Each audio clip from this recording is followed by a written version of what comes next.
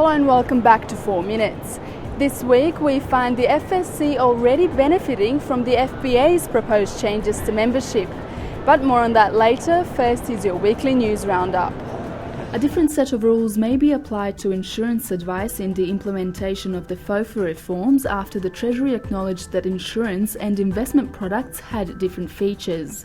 ASIC Commissioner and former Commonwealth Department Head Dr. Peter Boxall said the Treasury is willing to consider insurance separately from other financial products. AMP has passed its final regulatory hurdle to its acquisition of AXA Asia Pacific following the Supreme Court's approval of the company's share scheme. Most of those who had been reporting to AXA's CEO Warren Lee will now report to AMP's Managing Director Craig Mellor.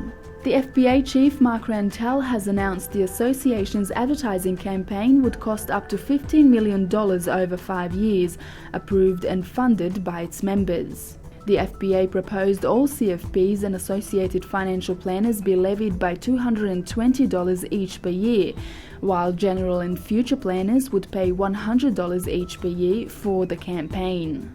Zurich Australia has announced the restructure which would see the company divided into two separate operating businesses. Shane Doyle has been appointed Chief Executive for General Insurance and Colin Morgan will lead Zurich's life and investment management business.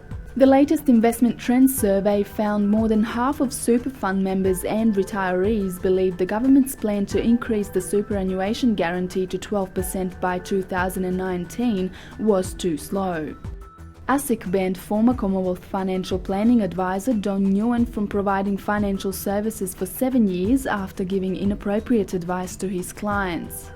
And Marianne Perkovic has succeeded Paul Barrett as the General Manager of Colonial First States Advice Business. Westpac will launch a new bank in Victoria which would see a rebranding of St George and Bank SA branches in the state. The group said the new Bank of Melbourne would also create 800 new jobs in Victoria.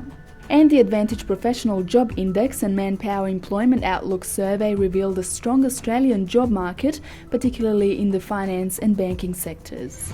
In this week's Money Management, calls for intra-fund advice to be included in the opt-in debate to create more fee transparency within the industry super fund sector. We spoke to the AFA chief, Richard Clippin. The AFA is concerned, and advisors in general have been concerned for a long time around the campaign waged by, in particular, the industry funds. And whilst we welcome their competition, it's time, I think, to have a playing field that's level and fair. Through intra-fund RG 200, they already get dispensation.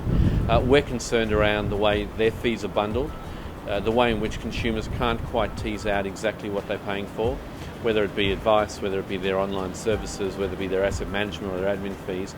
And I think in the context of opt-in, I think we need to have a very clear debate that says, in the consumer interest, what are the fees, what are the charges, how can we turn those fees and charges off if we're in fact not deriving the benefit from that. I think that's the issue at stake here as we get into probably the last quarter of the FOFA conversation. Also in this week's Money Management, Mike Taylor examines the extent to which the Financial Services Council is already benefiting from the FBA's changes to membership. For all the details on those stories, see tomorrow's issue of Money Management. Thank you for joining us this week. Bye for now.